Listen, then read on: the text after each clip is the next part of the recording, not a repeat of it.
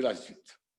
On a vu que Pharaon, il a rêvé un rêve et on voit que toute l'histoire, l'exil en Égypte, a été fait par des rêves. D'abord, Yosef a rêvé des rêves, que ses frères se prosternent à lui. Pharaon, il a des rêves, et à travers tous ces rêves, on va venir en Égypte. C'est marqué que même l'exil est comparé à un rêve. Comme on dit dans le Tehillim, Shir Hamalot, Beshuv Hashem et Shivat Zion, Hayinu Kecholmim. Quand Dieu va nous sortir d'exil, on va réaliser que l'exil était comme un rêve. Pourquoi l'exil est comparé à un rêve? Parce que c'est exactement comme un rêve. Qu'est-ce qu'il y a dans un rêve? Dans un rêve, on peut des fois voir deux choses opposées. Tu vois que tu es là et en même temps tu es ailleurs. Tu peux voir des choses qui n'ont pas de lien entre eux et qui sont même des fois opposées. Et dans le rêve, ils sont là et à côté de l'autre. Et c'est marqué, nous aussi, Bavonot Sarabim, en exil, on est comme dans un rêve. Quand on est à la synagogue, ils ont pris, des fois, on prend des décisions, on a envie de progresser, on a envie d'étudier, on a envie de servir à Kadesh Baruch. On est sorti de la synagogue, on rentre dans le magasin et c'est comme dans un rêve. Tout ce qu'on a vu avant n'est plus là. On commence à aimer le monde, aimer l'argent, aimer ça, comme on dirait qu'on n'a jamais prié. Ça veut dire que dans l'exil, on peut voir, on peut agir d'une manière opposée. Un moment comme ça, il y a un autre moment l'opposé. Comme c'est marqué que nous, aujourd'hui, on n'est pas des gens de force, koach. Normalement, un Yehudi doit être un Baal Koach. Qu'est-ce que ça veut dire un Baal Koach? Qu'est-ce que ça veut dire quelqu'un qui a de la force? Ça veut dire qu'il quand il prend une décision, il n'y a rien qui doit l'arrêter. Il doit aller jusqu'au bout et réaliser sa décision. Et nous, des fois, on prend des décisions et une fois qu'on est sorti, on a oublié nos décisions. C'est comme rien, rien. Ça, c'est comme l'exil. Alors, on va maintenant étudier la suite. On a vu que Pharaon, il a eu des rêves et comment on appelle ça, les magiciens et ces sages n'ont pas réussi à trouver l'interprétation. Ils ont donné des interprétations, mais leurs interprétations ne sont pas rentrées dans l'oreille de Pharaon. Alors le Saramashkim, le ministre qui servait à boire le roi, il va dire à Pharaon, voilà, je vais raconter mon histoire. Et il aura peur que Pharaon va lui dire, toi tu sais qu'il y a un interprète et tu dis rien. Pharaon, entre-temps, il a convoqué tous ces sages d'Égypte, tous les magiciens. Et toi, ministre, tu connais un interprète et vers la fin, tu viens me dire, tu n'as pas pu venir avant. Pour ça que le ministre, il sera obligé de dégrader Yosef. Pour dire, si je n'ai pas dit avant, parce que ce monsieur qui nous a interprété, c'est un imbécile, c'est un esclave. Il va citer tous les défauts, il va dire sur Yosef. Alors, il va raconter à Pharaon quand même que ce Yosef, il nous a interprété, il y avait moi et l'autre ministre. On était en même temps dans la même prison, la même gravité des choses. On était les deux condamnés de la même manière. Et Yosef nous a interprété. Moi, il m'a interprété positif. L'autre, il a interprété négatif. Et ça s'est réalisé exactement comme Yosef a dit. tout de suite, Pharaon va libérer Yosef. Et Yosef, comme on a vu hier, il a été libéré le jour de Rosh Hashanah. C'est pour ça que le chapitre qu'on lit Rosh Hashanah, là-bas on cite Yosef. Comment Yosef a été libéré de la prison. Eidut bi Yosef samo b'tseito aleret Mitzrayim spat lo yadati eshma. On a vu l'histoire de Yosef. Alors, qu'est-ce qui est arrivé? Une fois que Yosef s'est présenté devant Paro, va Yomer Paro el Yosef. Alors, on va commencer Sheni Miketz, Pasuk Tetvav, chapitre même Aleph, Pasuk Tetvav, 15. Alors, Paro, il dit à Yosef, Chalom chalamti, moi j'ai rêvé un rêve. Ou Foter est un traducteur et une auteur. Il n'y a pas quelqu'un qui était capable de me le traduire. Comment on dit en hébreu un traducteur? Poter. Poter, c'est la même lettre de Tofer. Tofer veut dire coudre. Poter veut dire interpréter. Qu'est-ce que ça veut dire? Ça veut dire un qui interprète un rêve, il prend le rêve, c'est comme quelqu'un qui prend un tissu et il fait avec un habit. Pas tout le monde, ils sont capables de prendre un tissu, le couper d'une manière que tout va correspondre et on pourra faire un bon tissu. Un qui n'est pas un couturier, une fois qu'il va couper, les morceaux ils ne seront pas bons.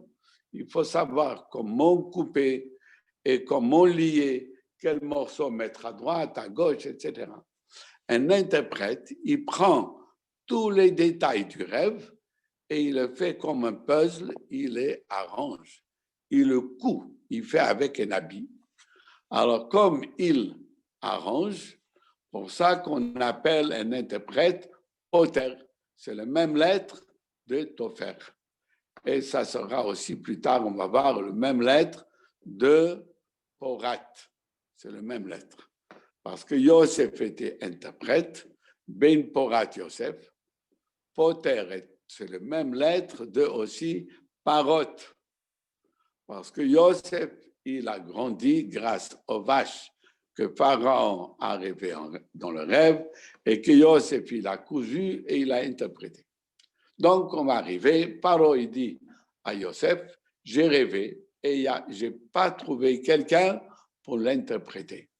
Va'ani, et moi, Shamati alecha limor, j'ai entendu sur toi, on m'a dit que toi-même tu as dit, Tishma chalom liftoroto, tu as dit que tu comprends un rêve pour l'interpréter.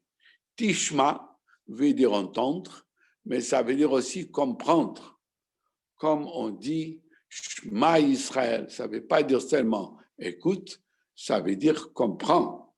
Et Rashi dit en français entendre. Entendre, ce n'est pas seulement écouter, entendre, ça veut dire comprendre. Ça, il dit Rashi. Tishma Rashi dit Havana Behazana, écouter et comprendre. Toi, tu as dit que tu peux comprendre des rêves. Quand il y avait le Saramash qui m'a raconté, que toi, tu leur as dit, racontez-moi le rêve, je peux vous interpréter. Alors, Vayan Yosef et Paro. Yosef, il a répondu à Paro, il dit non, Bil Adai. Ce pouvoir d'interpréter, c'est hors de moi. Moi, je n'ai jamais dit que moi, je peux interpréter. Je leur ai dit, racontez-moi, Dieu, il a des interprétations et il peut me donner une interprétation pour vous dire, mais ça vient de qui? D'Akadosh Baruch.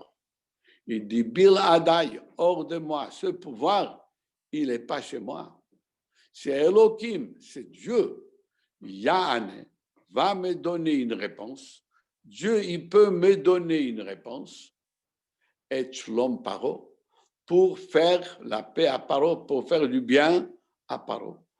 Pour Paro, comme toi tu es roi, alors Dieu, il peut me donner une réponse pour que je puisse interpréter ton rêve. Donc, il a dit à Paro qu'il y a Elohim. Elohim, c'est Akadosh Baruch Hu qui agit dans la nature. Et Yosef va faire comprendre à Pharaon que la nature est dirigée par Akadosh Baruch Hu. Donc, Elohim, Paro, il va connaître. Mais quand Moshe Rabbeinu, il va demander après de nous libérer d'Égypte, et il va dire Hachem, Dieu qui est au-dessus de la nature, la parole, il dit, celui-là, je ne connais pas. Elohim, Yosef, il m'a fait connaître, mais pas plus haut que ça. Alors maintenant, Paro va raconter son rêve à Yosef. Vaïdaber Paro el Yosef.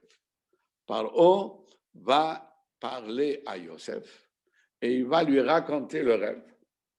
Et les Chachamim nous disent que Paro, il va essayer de voir est-ce que Yosef, Dieu, comme il a dit, Dieu va l'aider à répondre.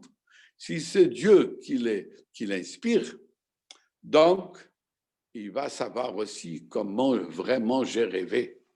Alors Pharaon va changer des petits détails dans le rêve. Et il va voir si Yosef, il connaît ou non. Alors il lui dit, Bachalomi, dans mon rêve, Hineni Omed, je me suis trouvé debout, al Sefat Hayor, au bord du Nil. Déjà, il n'a pas dit ce que vraiment il a rêvé. Dans le rêve, il a rêvé qu'il était Omed al Hayor. Il est debout sur la rivière. Et là, il dit au bord de la rivière. Et les Chachamim disent que Yosef l'a corrigé. Tu n'étais pas au bord de la rivière. Tu étais sur la rivière. Et là, il va voir que Yosef, il est inspiré par Hachem. Il lui dit la suite. Vihine, qu'est-ce que j'ai vu? Vihine, voilà. Min hayor, de la rivière. Olot sheva parot. Sortent de cette rivière du Nil, ils sortent 7 vaches. Beriot basar. Des vaches saines. Vifot toar. Et une belle structure. Quand on dit sur quelqu'un qui est beau, comme sur Rachel, il y a 2 expressions. La Torah dit Yifat Toar, Yifat Mar'eh. Il y a une belle structure et il y a une belle couleur. Par exemple, une femme ou un homme, quand il est beau, il y a 2 détails. Il y a des fois, il a des membres, que chaque membre, il est beau. Les yeux, ils ne sont pas trop grands.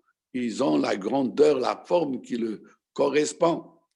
Un bon nez, le nez, il est en place bien, pas trop long, pas trop petit, etc., etc. Maintenant, il y a une belle couleur. Qu'est-ce que ça veut dire une belle couleur? Que des fois, ça peut être un homme très beau, mais il est pâle, sans vitalité. Il est pâle. Il est vert. Quand on dit beau, ça veut dire qu'il y a des couleurs rouges, il y a vitalité, une belle couleur.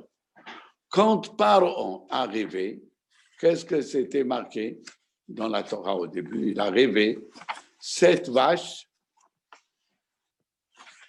Yefot Mar'eh, belle allure au brio de Bassar et plein de chair.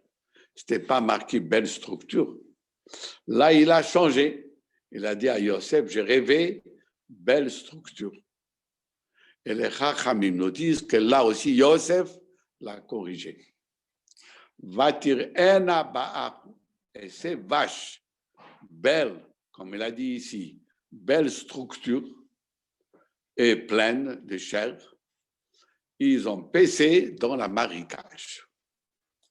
Veine. Et après, voilà, Sheva parot acherot, 7 vaches autres. On a dit déjà hier, pourquoi on les appelle autres? Parce que quand il y a la famine, quand on n'a pas à manger, même vis-à-vis des bons amis, on devient comment? Comme un étranger. Alors, les autres vaches, olotacharien, ils montent après ces bonnes vaches. Là, il n'a pas dit un détail. Dans le rêve, c'est marqué, il a rêvé que 7 vaches autres sont sorties min hayor, sont sorties du Nil. Ça veut dire comme les bonnes vaches qui sont sorties du Nil. C'est marqué la même chose. Sheva parot achirot, olot acharihen min hayor. Ils sortaient du Nil. Quand Paro raconte son rêve, et quand il parle sur les vaches pas belles, mauvaises, il ne dit pas qu'il sort du Nil. Pourquoi? Alors, le commentaire, ils disent, comme le Nil, c'était son Dieu, il n'a pas voulu dire que de son Dieu sortent des choses négatives. Donc, il a dit uniquement qu'il sortait du Nil des belles vaches, des choses positives. De là, les Chachamim nous disent qu'il faut prendre l'exemple des parents. Quand on parle sur Akadosh Baruch, quand il nous arrive des bénédictions, là on dit bien sûr, les bénédictions, ils sont venus d'où? De Akadosh Baruch. Quand il nous arrive que Dieu en préserve négatif, il ne faut pas dire Hachem, il m'a donné négatif. Il faut dire, mes avonotes, ils m'ont donné négatif. C'est mes avonotes qui ont fait que j'ai obtenu un négatif. Mais de Akadosh Baruch Hu, il vient que des bonnes choses. C'est nous, quand on se comporte mal, on transforme ce que Dieu nous donne en négatif. Donc, Paro, quand il parle sur les vaches, qu'on va voir tout à l'heure, maigre, il va dire, il monte après les bonnes, mais il ne précise pas, ils ne disent pas du Nil. Comment il parle sur les autres vaches? Dalot, maigre, Veraot Toar, aussi une mauvaise structure. Là aussi, avant, ce n'était pas marqué mauvaise structure. C'était mauvaise allure. Ils avaient l'air mal, pas structure. Et Yosef l'a corrigé. Veraot Toar Meot, une très mauvaise structure, très mauvaise. Verakot Bassar. Et comment il s'appelle, vide de viande. Il manquait de viande, comme on dirait, la peau sur les os. L'oraïti chahona bechol eretz Mitzrayim. J'ai jamais vu encore des vaches pareilles dans tous les pays d'Égypte. La roa, des vaches si mal, j'ai jamais vu. Maintenant, il continue son rêve. Vatochalna haparot harakot, les vaches qui sont vides de chair et mauvaises, raot, mauvaise structure, comme il a dit maintenant dans son rêve, ont mangé, comme on a dit hier, manger, ça veut dire aussi, oui, ils ont mangé, puisqu'ils avaient des bouches, ils ont mangé. Et Sheva haparot harishonot haberiot. Ils ont mangé les premiers 7 vaches, les saines. Vatavona el kirbena. Les bonnes vaches, ils sont rentrés dans les entrailles des mauvaises, des vaches maigres. Bien qu'ils sont rentrés dedans, ils les ont mangés. Normalement, ils devraient grossir. On n'a pas pu connaître, quand on regardait après les 7 vaches maigres, on n'a pas pu reconnaître que les grosses vaches sont rentrées à l'intérieur. Et leur allure de ces vaches était mauvaise, comme avant qu'ils ont mangé. Malgré qu'ils ont mangé, ça n'a rien fait d'effet. Comme on dit des fois, quand il y a la famine, c'est marqué des fois, on mange et on n'est pas rassasié. Parce que, quand on n'est pas rassasié, parce que quand on sait qu'il n'y a pas à manger, même quand on mange, on reste affamé. Quand quelqu'un il boit de l'eau normalement, ça y est, il n'a plus soif. Mais quand on va lui dire, une fois qu'il a fini de boire, il n'y a plus d'eau, tu n'auras plus de l'eau à boire, il commence tout de suite à avoir soif. Donc là aussi, pour dire, plus tard on va voir, quand il y a la famine, même si on mange, on achète, on mange, on n'est pas rassasié. Donc il dit, je me suis réveillé. Maintenant, il raconte la suite. Il ne dit pas qu'il s'est endormi, c'est évident. Il rajoute, il dit, je vois dans mon rêve une suite. Voilà. Sheva Shiboli, 7 épis, Olotimont, Bekane Echad. Dans un seul tige, il monte, il y a un tige, de la tige, il sort 7 épis. Comme on va voir plus tard, comme les commentaires disent, que quand il y avait les années d'abondance, ça a tellement poussé que sur la même tige, on poussait plusieurs épis. C'était la folie. Alors, j'ai vu 7 épis, ils montent sur une seule tige. Mleyot vetovot. Ils étaient pleines et bonnes. Il y a d'autres commentaires. Pourquoi ils disent que les bons, ils étaient sur un seul tige? Parce que les années d'abondance, on ne le ressent pas. Quand on a le bonheur, on ne réalise pas. Et surtout qu'en Égypte, il y avait toujours d'abondance. Comme le passage qui dit que Gan Hashem ke Eretz Mitzrayim. L'Égypte, c'est comme un jardin d'Akadosh Baruch. Et même Abraham Avinu, quand il y avait la famine, où il est allé? Il est allé en Égypte. En Égypte, il n'y avait pas beaucoup de famine en Égypte. Même quand il y avait la famine ailleurs, en Égypte, ça poussait. Ici, ça poussait beaucoup plus, Baruch Hashem. Mais on n'a pas tellement réalisé.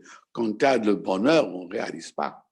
Quand il y a la famine, là, on réalise qu'on a eu, il y avait une époque, on a eu des bonnes choses et maintenant, il n'y a plus.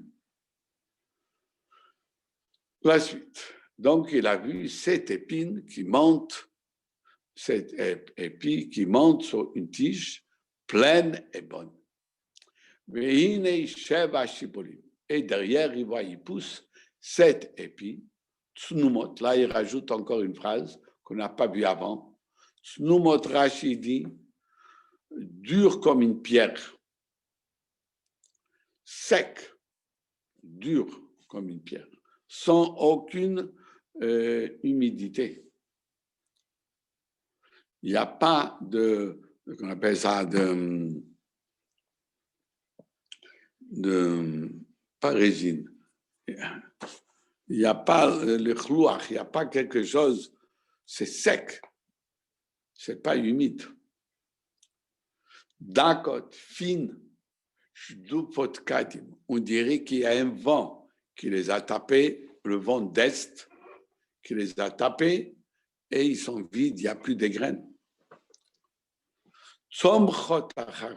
Ils poussent derrière, c'est bon.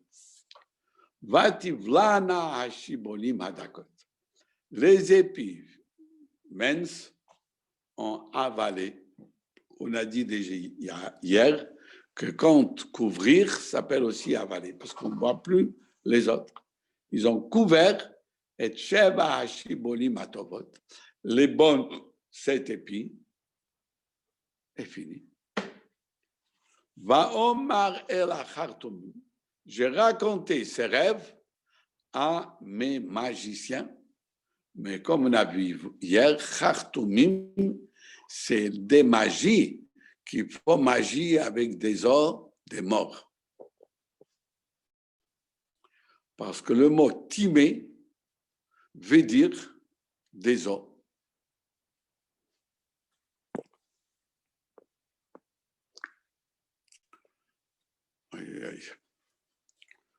Alors donc, j'ai raconté à mes magiciens, et il n'y a personne qui pouvait me raconter, me dire qu'est-ce que veut dire ces rêves. Ça veut dire, à moi, ils ne m'ont pas dit. Ils ont dit, mais ce n'était pas quelque chose pour moi. c'est pas rentré dans mes oreilles. Et en plus, eux, ils ont interprété ça comme 2 rêves, pas comme un rêve. Et pour Pharaon, c'était évident que c'est un rêve.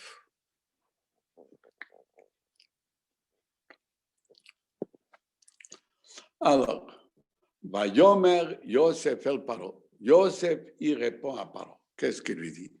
Chalom Paro, le rêve de Paro, Echadou, c'est un seul rêve. Ce n'est pas 2 rêves, c'est un seul rêve. Plus tard, il va dire pourquoi il a rêvé en deux fois. Mais c'est un rêve.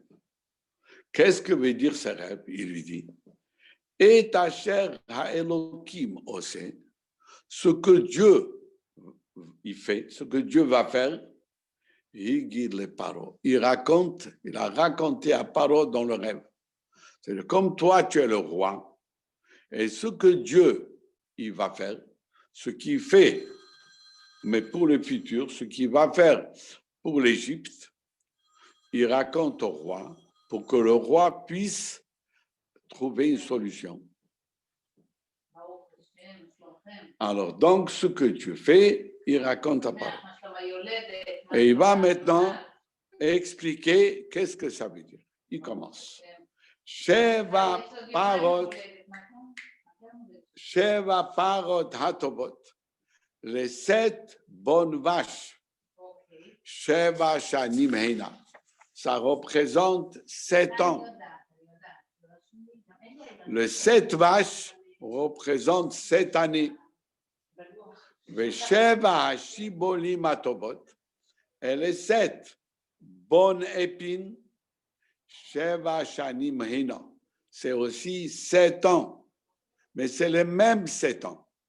Chalom echatu, c'est un seul rêve. On va voir plus tard, on va donner plus de détails, que normalement, ça devrait être 2 rêves différents. Donc, ça devrait être, quand on va voir tout à l'heure ce qui est important pour nous, 7 vaches maigres, c'est 7 années de famine. Les 7 épis vides, on va voir tout à l'heure, 7 années de famine. Comme Paro, il a rêvé 2 rêves. Ça devait être comment dans le rêve de Paro? 14 ans de famine. Paro, il raconte son rêve à Yosef. Il répète encore une fois 7 vaches maigres et 7 épis vides. Ça fait encore 14 ans. Yosef, il va lui interpréter. Il va parler encore de 7 vaches maigres et de 7 épis vides, encore 14 ans. 3 fois 14, ça fait combien? 42. Alors, normalement, la famine, il devrait être combien? 42 ans. Mais Yosef va le réduire à 7 ans. Et plus tard, on va voir que Yaakov va déduire à 2 ans. Une fois qu'il va déduire les famines à 2 ans, il va rester 40. Et ça va arriver beaucoup plus tard. On va voir, le prophète va prophétiser sur l'Égypte qu'il y aura en Égypte une famine de 40 ans. Ça, on va voir plus tard. Alors, on va voir la suite. Alors, Yosef, il commence. Les 7 bonnes vaches, c'est 7 ans. Les 7 bonnes épines, c'est 7 ans. Mais c'est le même 7 ans. Yosef, il le fait que ça devient les mêmes 7 ans. Sheva haparot harakot, les 7 vaches harakot, les vides, où il n'y a pas beaucoup de chair, haraot, les mauvaises allures, haolot acharien, qui viennent après, Sheva shanim heina, ça représente 7 ans. Sheva hashibolim harikot, les 7 épis vides, Shdufotakadim, qui ont été frappés par le vent d'Est, vides, ça va être 7 années de famine, c'est-à-dire qu'il n'y aura pas à manger. Il n'a pas dit d'abord les 7 bonnes vont être 7 années d'abondance. Il a dit d'abord que les 7 bonnes vaches, c'est 7 ans. Il n'a pas dit, mais quels 7 ans? Il dit maintenant que les 7 vaches vides, mauvaises, et les 7 épis vides, ça, c'est 7 années de famine. Parce que ça, c'est le but du rêve. Raconter à Pharaon qu'il y aura 7 années d'abondance, de famine. Et maintenant, qu'est-ce qu'il doit faire? Alors, la solution, c'est qu'il y aura avant 7 années d'abondance. Et là, on devrait ramasser le blé et garder pour les années de famine. C'est ça qu'il va lui dire. Ouadabar, ça c'est la chose, Asher dit Bartel Paro, que j'ai parlé à Paro. C'est pas parce que, normalement, on a dit un rêve, la manière comment on l'interprète, comme ça, il se réalise. Mais Yosef, il dit, ce rêve, ce n'est pas un rêve simple qu'on interprète, c'est une prophétie. Asher Haelokim Ose, ce que Dieu y fait, ce qu'il va faire, Hera et Paro. Il a montré à Paro qu'est-ce qu'il va faire pour que Paro puisse faire devancer et faire quelque chose. Alors il commence à l'expliquer. Qu'est-ce que tu dois faire toi? Alors il dit, Dieu il te montre qu'est-ce qu'il va faire, qu'il va faire des années de famine. Maintenant, maintenant, tout de suite, il y a 7 années qui arrivent. Maintenant, les 7 années qui arrivent, ce n'est pas la famine, c'est au contraire. Abondance. Sava gadol becholer et Mitzrayim. Une grande des années des années rassasies. Ça veut dire qu'il y aura beaucoup d'abondance en Égypte. Pendant 7 années, il y aura d'abondance. Alors, qu'est-ce qu'il faut faire? Alors, il va nous dire. Donc, puisqu'il y aura d'abord 7 années d'abondance qui vont arriver, Vekam, et après, ils vont se lever. Après 7 années d'abondance, vont venir 7 années de famine, mais des famines très fortes. Et ça va être tellement une famine tellement forte qui va faire oublier l'abondance qu'il y avait en Égypte. C'est ça qui veut dire que les grosses vaches, ils sont avalées, on ne le voit plus.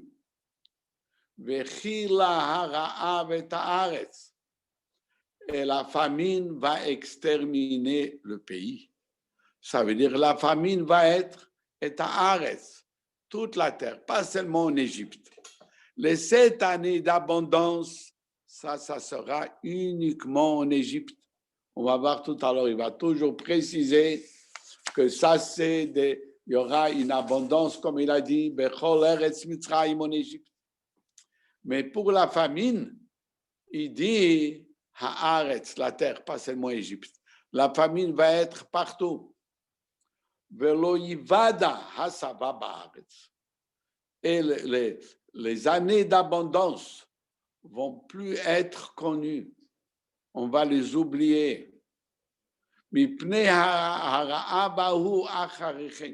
À cause de la famine qui arrive après, ça sera une famine très, très dure. Il n'y a rien qui va pousser. Maintenant, il dit à Paro, et l'effet qui s'est répété, l'effet qui le rêve, il s'est répété à Paro, chez Paro, pas à Maï, 2 fois. Pourquoi il a rêvé une fois avec les vaches et une fois avec les épis, bien que ça représente la même chose, c'est logique qu'il avait le 2, mais il pouvait le voir le 2 dans le même rêve. Parce que les vaches, quand est-ce que les vaches ils sont grosses? Quand il y a des bons épis à manger. Quand est-ce que les vaches ils sont maigres? Quand il n'y a pas à manger.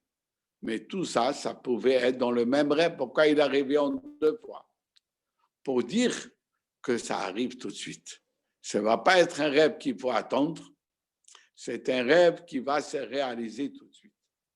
C'est comme même en français, quand on répète, quelqu'un il te demande sur une chose, tu veux venir, tu dis oui, oui. Quand on répète 2 fois, ça veut dire avec évidence et tout de suite. Pourquoi il a répété 2 fois? Les choses, ils sont déjà prêtes pour Dieu. Pour Dieu, c'est déjà prêt. Pour Dieu, ça doit déjà arriver. Parce qu'on va voir tout à l'heure, l'exil d'Égypte doit commencer. Jacob doit venir en Égypte. Donc, toute l'histoire, elle est prête.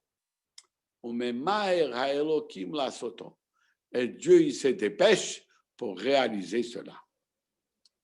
Maintenant, comme on a dit hier, une fois que Paro a demandé à Yosef d'interpréter le rêve, ça y est, il a interprété et il doit s'arrêter de parler. Yosef va continuer à parler. Il va dire à Paro qu'est-ce qu'il doit faire. On ne lui demande pas pourquoi il donne.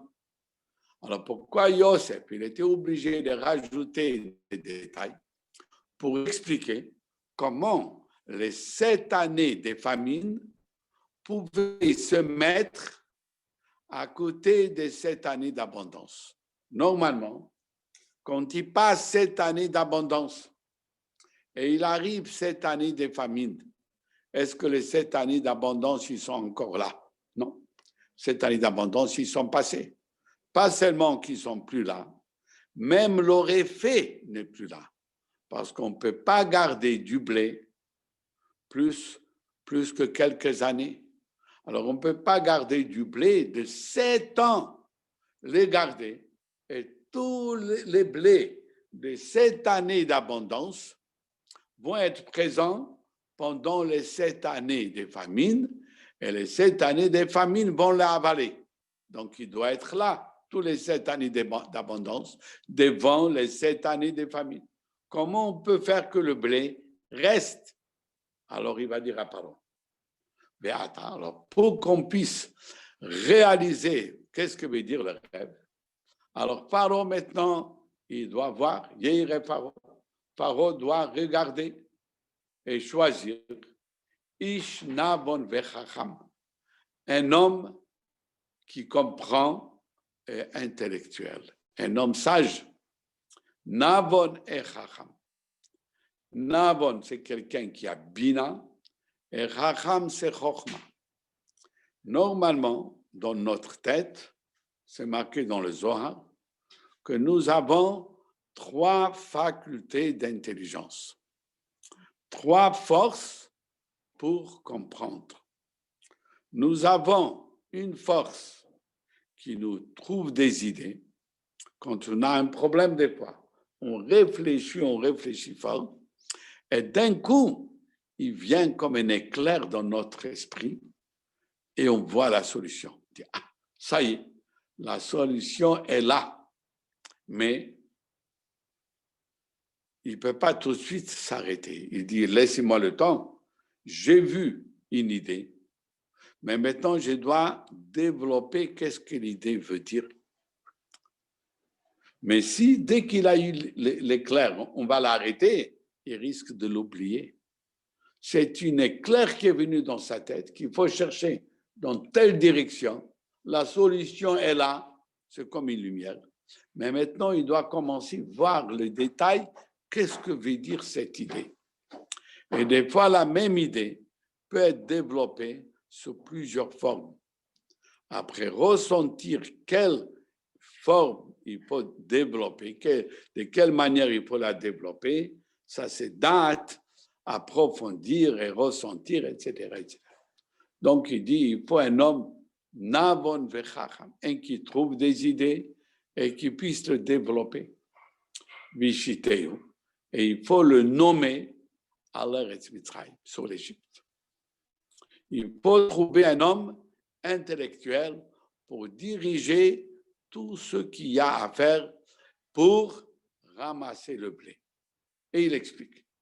Il y a ces Paro. Paro, il doit, voilà, qu'est-ce qu'il doit faire. Il doit nommer des personnes de confiance, des responsables à la sur la terre. Vechimesh et Eretz Mitzrayim. Alors, Vechimesh a plusieurs traductions. On va donner d'abord la traduction de Rashi, après la traduction du Targum. Rashi traduit Vechimesh et il faut se dépêcher. Il ne faut pas attendre, il faut se dépêcher. Les choses doivent être faites vite, parce que si on va négliger une année, il n'y aura pas assez du blé pour les années des famines. Parce que pendant les années des famines, il y aura tout le monde qui va venir de tous les pays acheter. Alors, il faut, Vechimeshi Rashi, Vizarez, pressé. Le Targum, il dit, pas le Targum, le Targum Yonatan Ben Uzziel, il dit, Vechimesh, il va enlever un cinquième Eretz Mitzrayim. Pendant les 5 années d'abondance, Paro, il doit prélever un cinquième de la récolte. Pendant les 5 années d'abondance, il faut enlever un cinquième. Et il lui dit comment il faut faire avec ce blé. Il faut ramasser et kol ochel hashanim hatovot, toute la nourriture des bonnes années qui arrivent. Il faut ramasser, parce que si on ne va pas ramasser la première année, imaginons-nous, la première année, il pousse avec abondance, il y a beaucoup. Les gens, la deuxième année, ils vont dire, ce n'est pas la peine de planter, de semer tous les champs. Il nous reste encore du blé de l'année dernière. Donc, ils vont semer moins. Et ça va pousser beaucoup. Et petit à petit, ils vont semer, ils vont travailler du moins en moins. Alors, il faut tout de suite, de la première année, enlever un cinquième. Ah, ils vont dire, oh, il faut travailler plus. Et il faut ramasser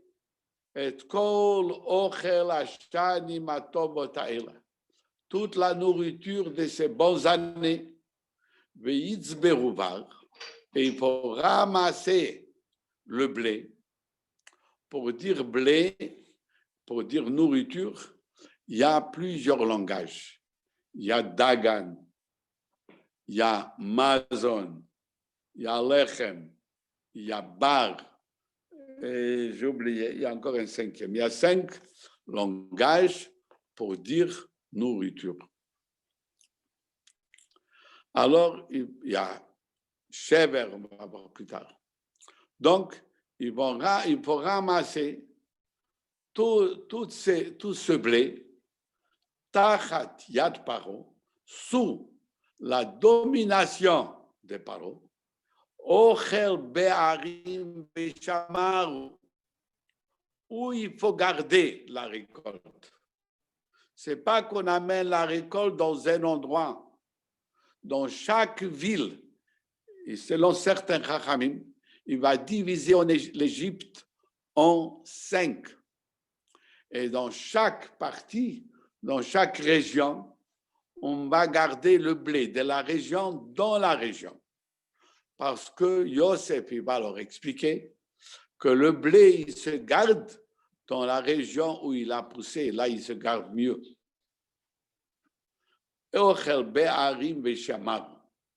Il faut mettre la nourriture dans les villes. Et les commentaires ils disent qu'il faut le cacher dans des grottes où ça sera frais, construire des maisons pour les garder. Mélanger aussi, les Chachamim disent qu'il leur a dit d'abord garder dans la région où ça poussait, mettre un peu de la terre de l'endroit où le blé a poussé, et surtout la terre salée, la terre rouge, la terre salée, comme ça, le blé, il va se garder. Et la nourriture qu'on va cacher, qu'on va stocker, va être comme un gage, comme un picadon, quelque chose qu'on garde pour qu'il soit présent, la haaretz, pour la terre, le sheva shnei haraav asher tiyena beretz Mitzrayim, pour les 7 années de famine qu'il y aura en Égypte. L'otikaret haaretz barav, et la terre ne sera pas retranchée par la famine. Donc le manger, il va être comme un picadon, il va être présent pour les 7 années de famine. Et c'est le Targum Yonatan Ben Ozil qui va dire que caché, qu'est-ce que ça veut dire caché? Il dit dans des grottes. Dans des grottes. Cette interprétation a plu à Paro. C'est pour ça que Dieu lui a montré pour sauver le pays. Alors ça a plu dans les yeux de Paro, et dans les yeux de tous ses serviteurs. Paro el Abadav. Paro, il dit à ses serviteurs, est-ce qu'on peut trouver, si on va chercher dans tout le pays, est-ce qu'on va trouver kazé de cette espèce-là?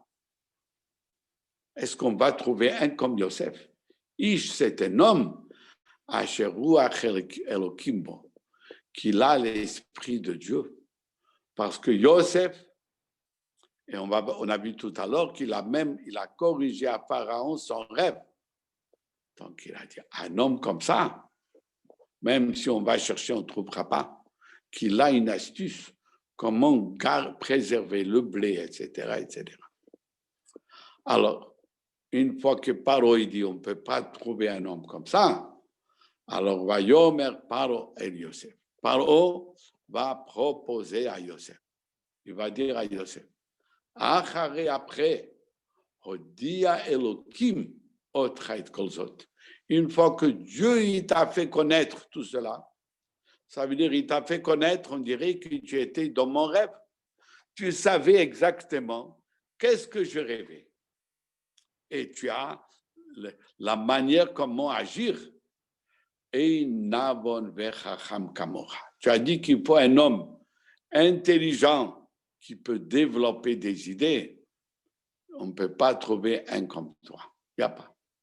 Alors, il dit, je vais te nommer responsable. À toi, on va faire encore un pasouk. Et après, on va voir demain la suite.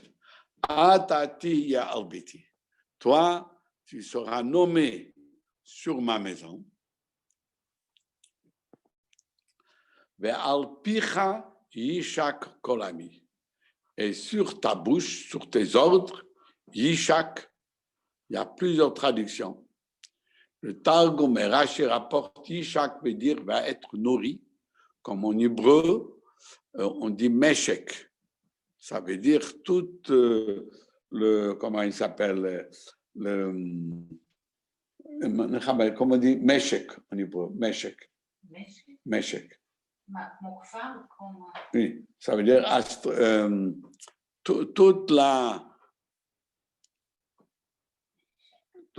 comment il s'appelle,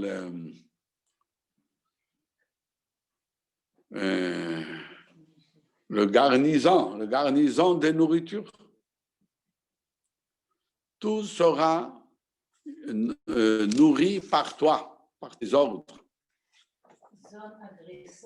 Agricole. Ça veut dire par ta bouche, toute l'agriculture va passer par toi. Il y a une autre traduction. Yishak va embrasser. Tout le monde va t'embrasser. Raka kisei egdal mimeka. Tu seras le plus grand chef, c'est uniquement le trône, il est au-dessus de toi. Ça veut dire roi, c'est moi qu'on m'appelle roi. Mais après moi, c'est toi que tu riches tout. Alors demain, si Dieu veut, on va voir la suite. Alors, bonne soirée et merci à tout le monde. Et merci à ami Michael Dahan. Merci. Merci Rabbi. Hazak, merci pour le Aujourd'hui, on est. Ok. On était 5 Rabbi. Alors, aujourd'hui, on était combien? 5? Oui. Hamcha, c'est aussi une bonne chose. Comme Paro, il a demandé un 5e, alors on était 5. Ok. Alors, à demain, merci Hachem.